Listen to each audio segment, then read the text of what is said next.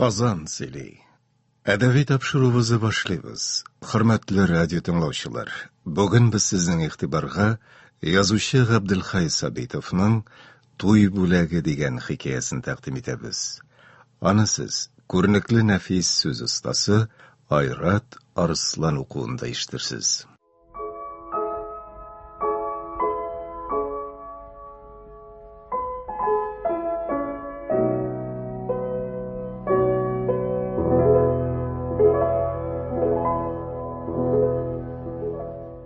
Әллә нәрсә булды Гөлүсәгә. Кичкенә генә шушы бүлмәне эш итеп чыга алмыйча, атна буе җафалана. Беренче кат буяганда кирәкле төсмерләр тиз табылган иде кебек. Яшь үлән төсендәге ачык яшел стеналарда зәп-зәңгәр кыңгырау чәчәкләре. Әйтерсең, шау чәчәккә күмелгән урман аланы. Кирип күрүгә иптәшләре ах-вах иттеләр. Маляр гына түгелдер син, Гөлүсә, тылсымчыдыр син. Кулың нәрсәгә тимәсен, шул алтынга әверелә, дип сокланыштылар алар. Күр инде бу гөл бакчасын. 4 ел көтүп ирештең ахыры, җаным. Котлы булсын фатирың, бәхетле нигез булсын. Белми шул әле алар. Гөлүсәгә дип уйлыйлар бу фатирны. Ышандырырлык итеп әйткән иде шул бригадир. Гаризаңны Миском утырышында карадык.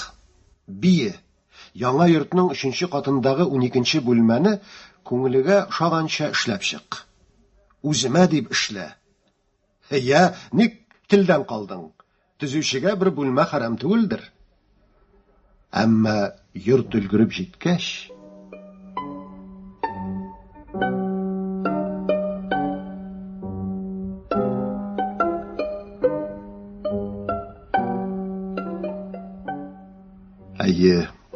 белмиләр әле иптәшләре.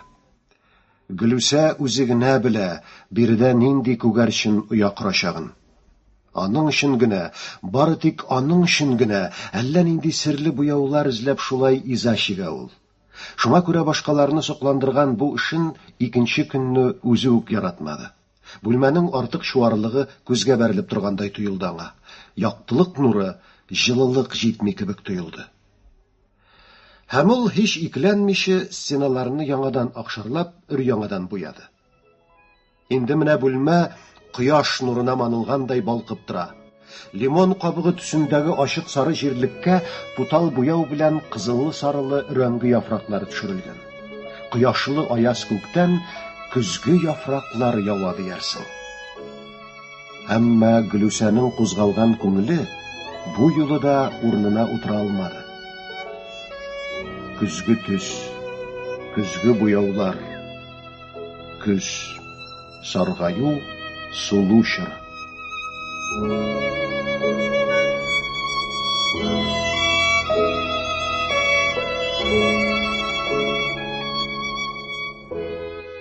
Юк, ярамый.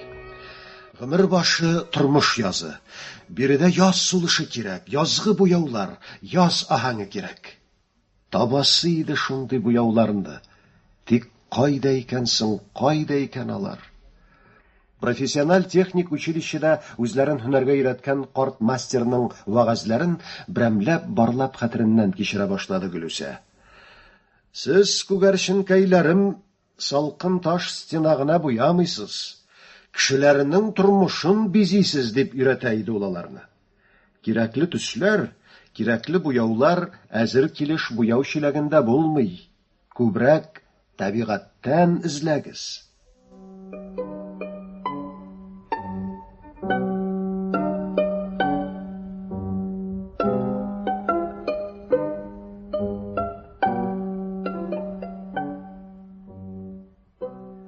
Гөлүсә пумаласын стенага сөяп куйды да тәрәзәне ачып җибәрде. Буяу исе белән тулган бүлмәгә баш әйләндергеч хуш исләр, шомырт чәчәкләре, яшь яфраклар исе бөркелеп керде. Әмма табигать бизәкләрен күпме генә күзәтсә дә, бу юлы үзенә кирәкле төсләрне таба алмады Гөлүсә. Нигә юк икән соң йөрәк хисләренең аерым төсләре? Моңы бар, дәрте бар, тирән сагышы бар, хәтта тавышы, җыры да бар кебек. Ә менә төсләре юк. Булса идалар, манасы иде бүтін бүлмәне шул төсләргә. Гөлүсә стенадагы көзге яфракларны юып, бүлмәне акшарлап куярга булды. Тик эшкә керешүгә үзенең муен табырына текәлгән зәһәрле күз карашын тоеп, сискәнеп артына борылды.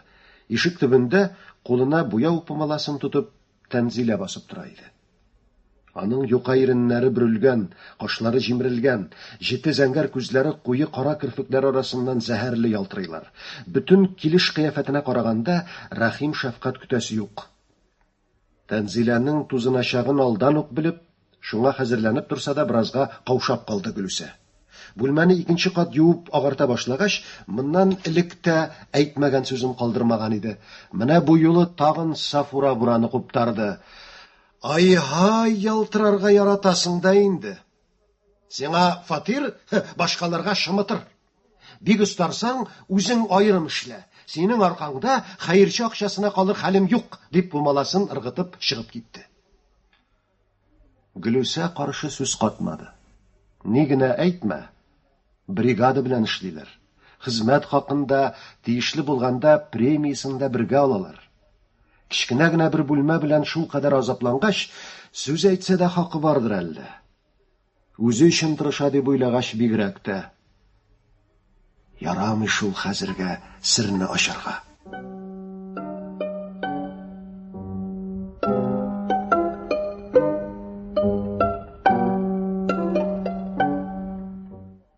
Гөлүсәнең бер ялгызын конторга чакырып әйттеләр бу хакта.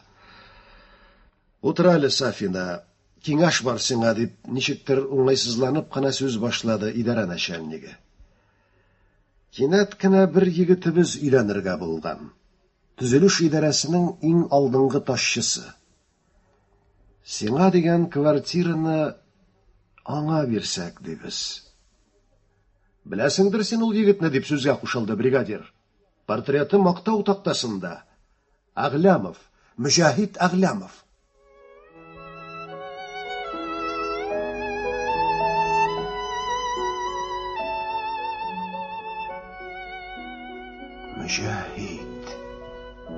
Мөҗәһит өйләнә. Гөлүсәнең йөрәге сулкылдап кысып куйды. Инде менә ничә еллар күңел турында сүнәр-сүнмәс кенә янган кичкенә генә, зәгыйф кенә, әмма бик кайнар бер ут, өмет уты нәкъ шул минутта лепелдәп сүнде. Аның бу хәлен начальник үзенчә аңлады. Син кайгырма, Сафина. Алдагы елда беренче чиратта сиңа бирербез, дип юатырга тырышты. Бу бүлмәне бик шәпләп эшләп чыга инде. Абый ябыштырмыйбыз, бизәкләрен үзең сайла. Хәзергә берәүгә дә ычкындырма. Туй бүләге бу, сюрприз. Мөҗәһиткә туй бүләге. Беләсе иде, кем икән, нинди икән Мөҗәһиткә пар булырлык ул бәхетле кыз. Бүтән дөньяны сокландырырлык матурдыр ул. Зур белем ияседер, җырчыдыр, шагыйрәдер. Һәр хәлдә гади эшче, гади бер маляр түгелдер. Кәләше кем генә булмасын, Мөҗәһиткә туй бүләге дигәч, бүтән йөрәк кайнарлыгын салып эшләргә керешкән иде Гөлүсә. Тик Тәнзиләнең әлеге сүзләре йөзгә пычрак пумала белән суккандай булды. Ул чыгып киткәч озак та тормый, бригадир килеп керде. Җиткергән, эләкләгән дип уйлап куйды Гөлүсә. Чыннан да шулай булып чыкты. Талипов яртылаш юлган стенага бераз вакыт сүзсез генә карап торды. Напрасно бузгансың, Гөлүсә. Напрасно, диде ул аннары. Хан малай да хурланмас иде бу квартирада турырга. Суздың бит туганкай, озакка суздың. Иптәшләрен сүз итә башлады әнә. Бу йорт июнь ахырына тапшырылырга тиеш. Тәфсилләнмә артык. Шушы бизәкләрен менә дигән. Төзәтеп куй да, ялдан соң күрше бүлмәгә күчәрсең. Аннар ул авызын йомып борын аша гына көлеп куйды. Менә үзең кияүгә чыкканда, үз квартираңны 10 кат бузып буясаң да сүз әйтмәм. Табайда бер һәйбәт кияү. Гөлүсәнең йөзенә кайнар кан йөгерде, күзләре акшарлы идәнгә текәлде. Аның яралы йөрәгенә Ханжар булып кадалды бу сүзләр. Талипов бусаган атлауга ул артык тыелып тора алмады. Әллә кайдан йөрәк яныннан бәреп, дирелдәп чыккан кайнар сулышаның иреннәрен пешерде. Акшар чәчрәгән йөзеннән ягына кадәр 2 эс салып яшь агып төште. Гөлүсә аларны сөртмәде, аларга игътибар да итмәде. Бүтән әрнүләрен унутырга тырышып, ярсып эшләде. Юылган стеналарны яңадан сарыга буяды. Көзге төс, көзге буяулар, көз, саргаю, сулу чыры.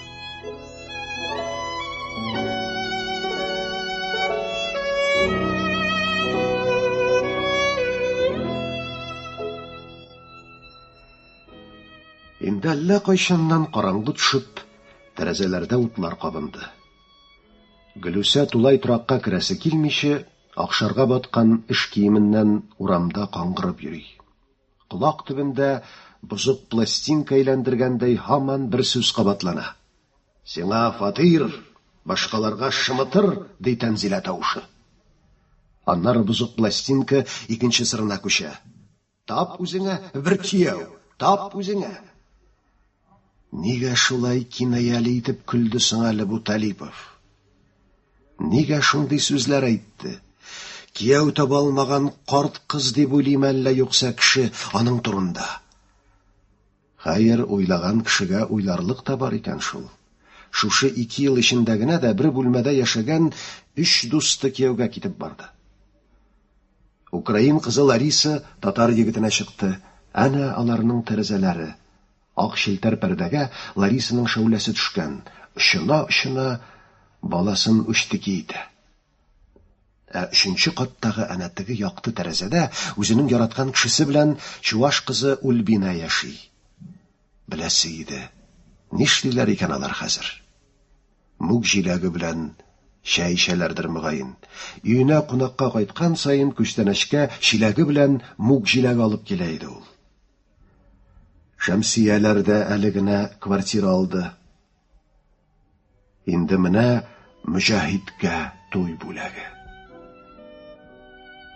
Гөлүсә, тукта, ничек булай сиздерми генә узып бара икән соң әле бу яшьлек? Ник шулай ашыга бу еллар?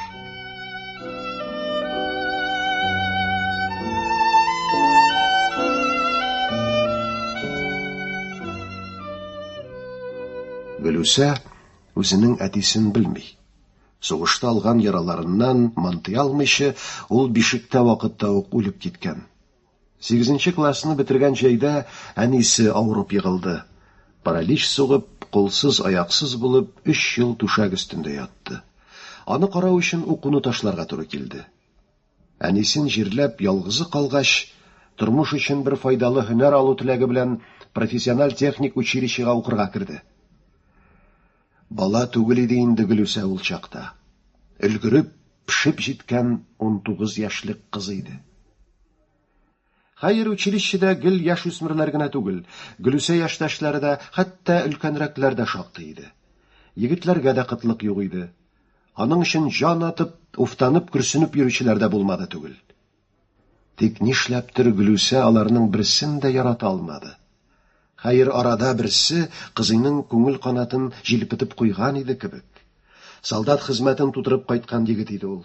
Ап-кара чәчле, коңгырт күзле, кыю карашлы Харис исемле егет. Кыю иде. Кирәгеннән артык кыю иде шул. Беренче кат озата килгән көннүк өйләнергә нияте барлыгын әйтеп бирде. Ничек моңарчы сине күрмичә йөргәнмен? Инде менә эләктең, ычкына алмассың, кызый, дип көлде. Икенче кичтә биленнән кушып үпте. Иреннәренә сүлектә ябышып, аерыла алмыйча үпте. Шушы яшенә җитеп, беренче үбешүе иде Гөлүсәнең. Йөрәге күкрәген бәреп чыгардай булып, ашкынып тибә башлады. Әмма икенче минутта бүтән тәне эсселе суыклы булып китте. Егетнең көчле куллары 2 буар йылан кебек гәүдә буйлап түбәнгә шуышалар иде. Шул көннән Харисның юлын кисәргә уйлады Гөлүсә. Ләкин егет җае чыккан сайын әрсезләнеп узата килде, кат-кат гафу үтенде. Тик бераздан сүз ишеттерделәр. Харис Наҗия исемле җилбәзәк, җиңел итәк бер яшь хатын янына барып йөри икән. Иптәшләре алдында Наҗия эшлеккә, Гөлүсә кешелеккә дип мактана икән. Кулдан кулга йөреп таушалмаган бер катлы кызның инде ри язып куйган күңеле шуннан соң Хариска карата буз булып катты. Ә Мөҗәһит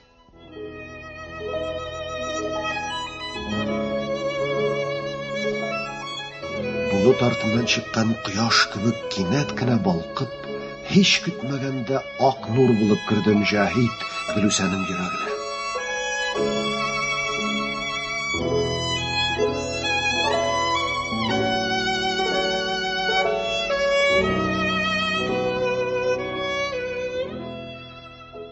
Май айы иде.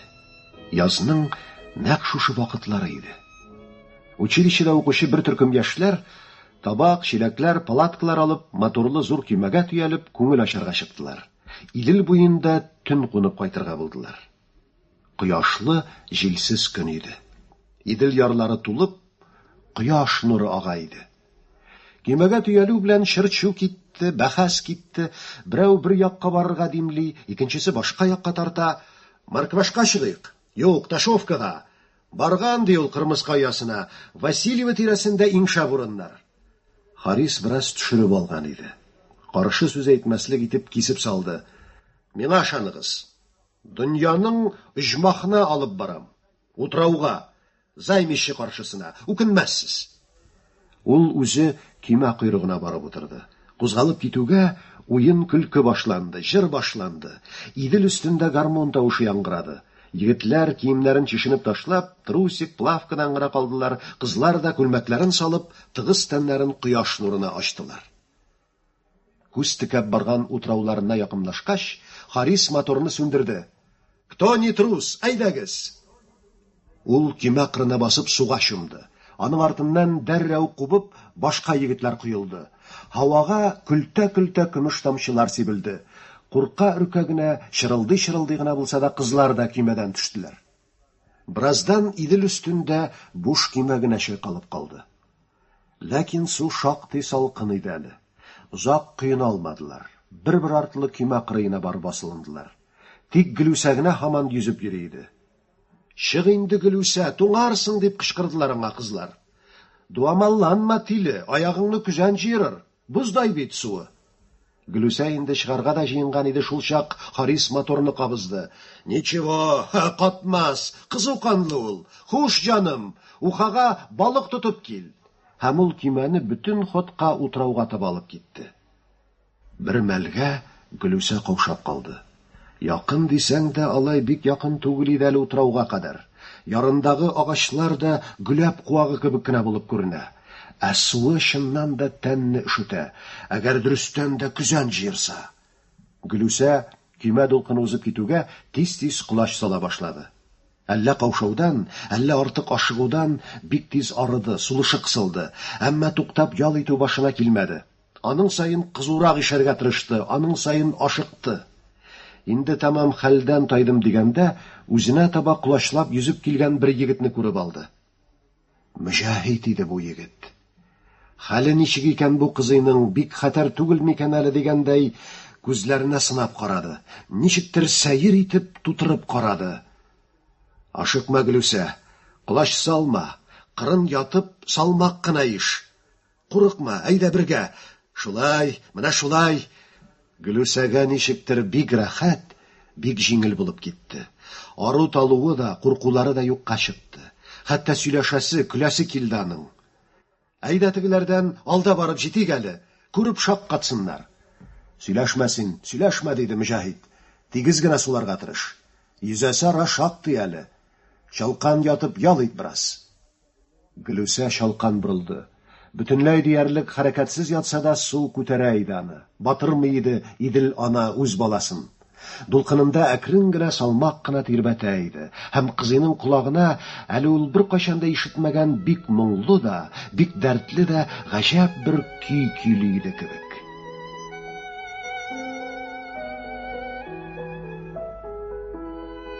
күк йөзе шундый зәңгәр, шундый саф. Ул ак болытлар ничек тотылып тора икән шундый төпсез тирәнлектә? Дөнья гизеп, озак йөзеп аргач, әллә алар да шулай шалкан ятып ял итәләр идеме икән?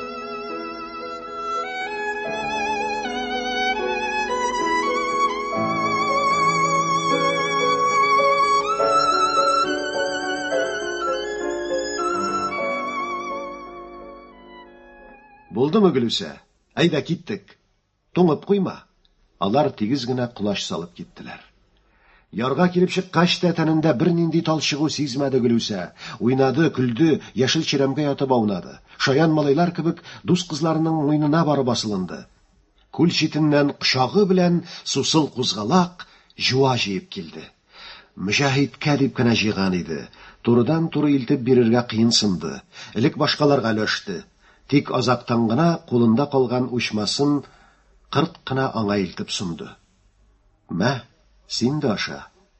Зәңгелә каш, идел киш дип кап. Тәнеңә сихәте булыр. Мөҗаһид шомыр чәчәкләре сындырып килеп, кузгалагың өчен дип кулына биргәч, кумачтай кызарды, сүзсез калды. Аннары тагын шашып шаярырга кереште. Егетләр кармак таякларын алып утрауның икенче башына балык каптырырга киткәч, тагын тынып калды. Юк бар сылтау табып, үзе дә шул якка юнәлде. Куе таллар арасына качып, балыкчыларны күзәтте. Мөҗаһиднең калкавышы селкенсә, кимә буе җәен капса иде дип теләде. Башкаларга чиртсә көнләште. Я Рабби Ходаем, төшеп калсын иде, өзеп китсен иде дип, үзе гомергә шанмаган Ходайга ялварды.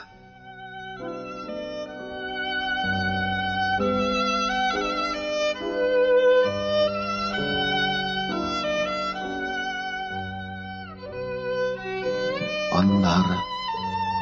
Нәрсә булды соң әле аннары?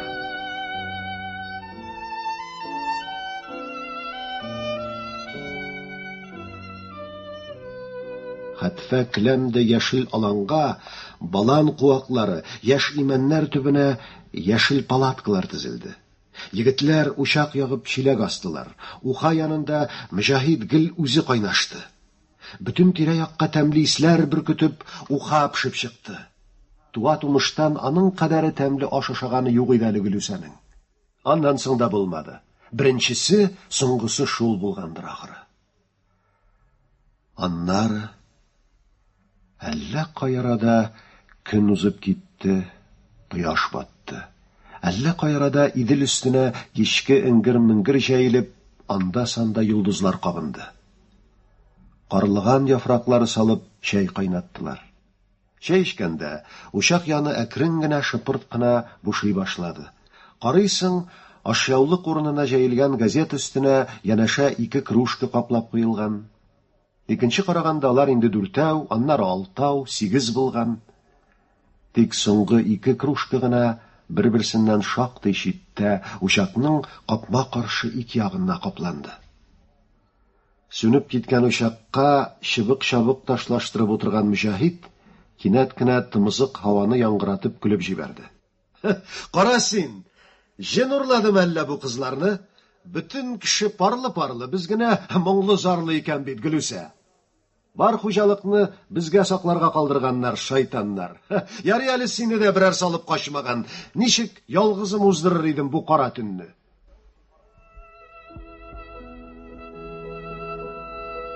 Кара идеме соң ул төн? Юк, кара түгел иде. Зәңгәр дисәң зәңгәр дә түгел, ниндидер шәмәхә иде бугай. Куе шәмәхә күк йөзендә йолдызлар, йолдызлар. Күктә генә түгел, су төбендә дә, идел ярларында да бихисап күп йолдызлар. Займище, Васильева утлары, неп-нечкә алтын җепләр булып, утрауга кадәр сузылганнар. Бу җепләрнең очлары барысы да безнең учакка килеп туташа түгелме соң, Гөлүсә, дип көлә егет. Бәхет бар икән безнең. Кара нинди тыныч төн. Чыннан да тын идеме соң бу төн? Юк, тын түгел иде. Ерактан ялгыз мотор тавышы ишетелә. Винтларын тыныч кына гүжелдәтеп, идел үзәгеннән пароходлар уза. Аларның инде сүнә язган вак-вак дулкыннары утрау ярларын килеп шәбәкли. Яр куагына бәйләп куелган көймә чылбыры чылтырап китә. Утрауның аргы башында тартар кычкыра. Мөҗаһид тагын көлә. Менә юнсыз куш. Ничек тар дип әйтә шундый киң дөньяны? Кыз дәшми. Һаман Мөҗаһиднең сөйләп торуын тели. Хәер ни теләгәнен үзе дә ачык кына белми ул. Әмма егет авызыннан башка сүзләр көтә.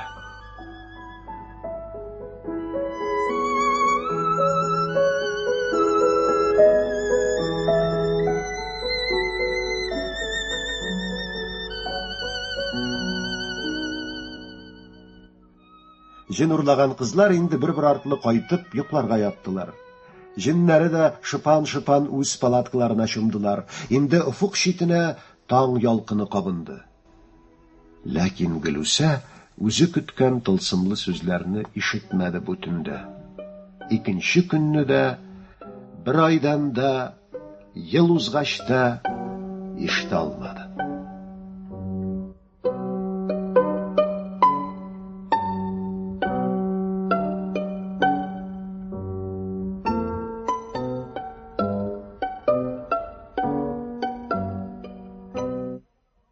Эй, ялкаулар, кузгалырга вакыт. Ялкыны дигәчтә, сыртыгызга кояш төшкән бит. Гөлүсә юкка кызыл купальниктан гына кир үтүкләп азаплана. Валя әле һаман йоклый. Сания байтактан уянган булса да турасы килми ята. Ул сукланып Гөлүсәнең килеш кыяфәтен күзәтә. Булай купальниктан гына булганда, гәүдәсенең зифалыгы тагы да күзгә ташлана икән. Ак мәрмәрдән уеп ясалгандай түгәрәк балтырлар, тулышып торган тыгыз беләкләр, чәчләре. Нинди соң синең бу чәчләрең? Үзләре кара, үзләре җирәнрәк тә кебек. Өйрәт әле сирен миңа да, ди Сания. Сарык йоныдай бөтөрккә чәчне җинем сөйми. Әнә шулай ире-ире дулкын булып торсын иде ул. Бигрәк матур. Баш түбәңнән алтын ташу ага диярсең. Яшертен генә зафранга манып йөрисеңдер әле, кыбырсык. Әйдә алмашабыз. Миңа синеке кебек чым-кара чәч ныграк ошый. Тукта, сөйләштергән булып һаман сырт кыздырыргамы ни исәбең? Торгыз дим. Аяз күктән яңгыр яудырам хәзер. Гөлүсә Санияның ялангач тәненә салкын су бөркеде. Аннары Валяга һөҗүм итте. Тегеләр чыр-чу килеп сикерешеп тордылар. Стаканын алып, үз тәненә куйдылар. Аннары койкага егып, шәрә аркасын чәбәкли башладылар. Тот аягын, Сания, тот! Тибешергә заплана.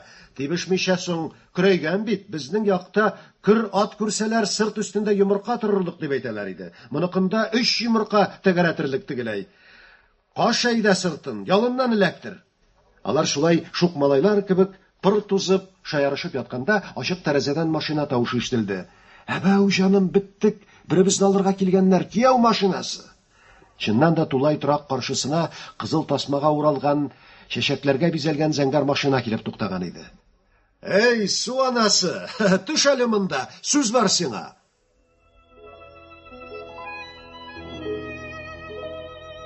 Мөҗаһид, үзе генә түгел, бер иптәше белән.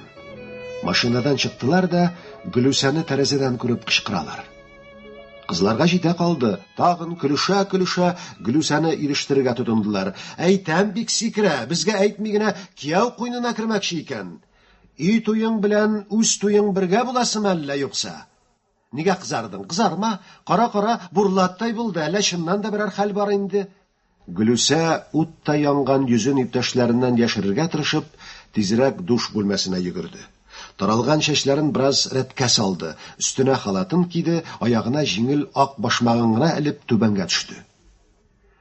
Кул кысышып күрешкәннән соң Мөҗаһид куен кесәсеннән кичкенә генә кәгазь алып Гөлүсәгә сузды. Чакыру билеты сиңа. Киләсе шимбәдә туйга рәхим ит. Беләсеңдер бит инде безнең тулай торакны. Шунда, Кызыл Почмакта. Рәхмәт инде. Рәхмәт. Unutmagaч. Иске дусларны, сабакташ дусларны оныталармысың? Сабакташ дигән була тагын. Көнне килеп җиткәнче белгән дә юк. Белерсең аларны. Астыртын ут йөртәләр дип көлә Мөҗаһиднең иптәше. Әле менә мин кияү егете булып та туй икәнен кичә генә белдем. Килен дә әйтмәдеме ни соң? Ну сине Тәнзилә. Тәнзилә? Гөлүсә сискәнеп машина ягына борылды. Әйе, ялгыш ишетмәгән икән. Арткы утыргычта баштан аяк ефәккә төренгән Тәнзилә утыра иде. Җырчы да, шагыйрә дә түгел, илаһи акыл иясе дә түгел. Гөлүсәләр белән бер үк бригадада эшли торган шул гап-гади Тәнзилә. Зәңгәр машина гөлләрен, чәчәкләрен төяп, шатлык, куаныч аңкытып китеп барды. Ә Гөлүсә чакыру кәгазен кулына тоткан килеш ишек төбендә басып калды. Аның колак төбендә тагын бузык пластинка әйләнергә кереште. Шымытыр, шымытыр. Сиңа фатир, башкага шымытыр.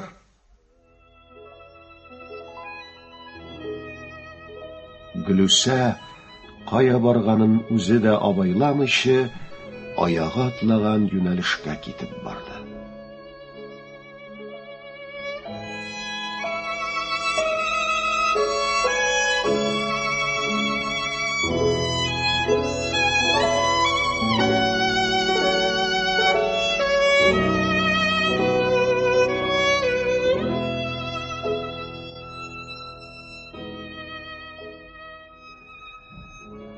Тулай торактан ерак түгел яңа салынган 9 катлы йорт. Бүген яңа йортка яңа хуҗалар күченә. Һәр ишек төбендә машина, машиналар тирәсендә халык кайнаша. Меңләгән шатлык, куанычның бергә җыелган чагы. Әнә яшь кенә бер ир кеше. Әллә бераз төшереп алган, әллә куанычтан башы әйләнгән, подъезддан атылып чыкты да бар халык алдында хатынын кочып үпте. Карчык, Uşmaq сарайы. Син хур кызы, мин хур егете. Аннары бала арбасын күтәреп алды. Әбрамынсы хур баласы. Әйдә иңелек баланы кертик, төкле аягы белән дип көлә хатыны. Икенче подъезд төбендә картлар. Мәчесен кочаклаган аппак шәчле шибәр әби юк тавышларын бар итеп, чукрак картының колагына кычкыра. Башта бу сагадан мәчене кертергә кирәк. Мәчене дим, мәчене.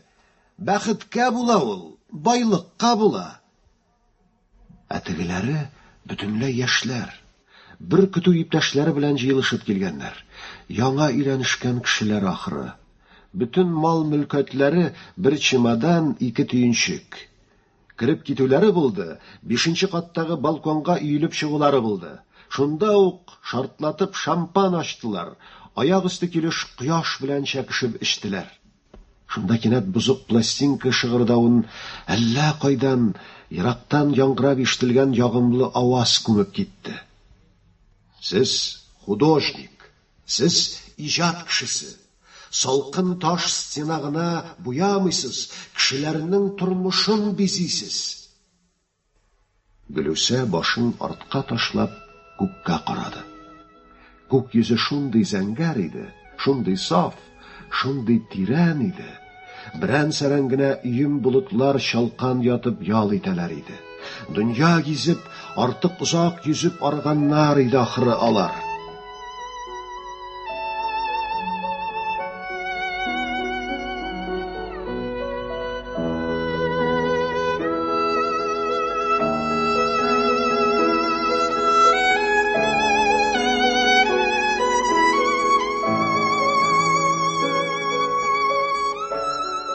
Кинәт кенә Гөлүсәнең йөрәге җилкенеп куйды. Ул кыштай ушынып, үзләре эшли торган яңа йортка йөгерде. Каравылчы картны эзләп табып, ишекне ачтырды. 3нче катка күтәрелеп, 12нче бүлмәгә керде. Көзге төс, көзге яфраклар. Гөлүсә тәрәзәне ачып җибәрде дә тагын күккә карады. Зәңгәр һава, берән-сәрән генә ак болытлар. Шулардыр ахыры ул эзләп иза чиккән мәңгелек яшьлек төсләре, сафлык төсләре. Әйе, бүтән бүлмәдә язгы һава зәңгәрлеге.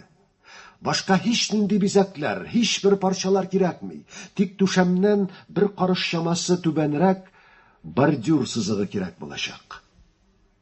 Анысына, бер алсаң иде анысына бер туктаусыз агылып, һаман үзгәреп тора торган шул өем болытларны. Нигә юк икән соң күңел хисләренең аерым төсләре? Моңы бар, дәрте бар, тирән сагышы бар, хәтта тавышы, җыры да бар кебек. Ә менә төсләре юк. Булса иде алар, манасы иде бүлмәне шул төсләргә, һәм алар шушында яшисе ул бәхетле кешегә Гөлүсәнең күңел сагышын һәр вакыт сөйләп торсыннар иде. Бары тик үзенә генә ишетелерлек итеп, әкрен, бик әкрен генә сөйләсеннәр иде, җырласыннар иде.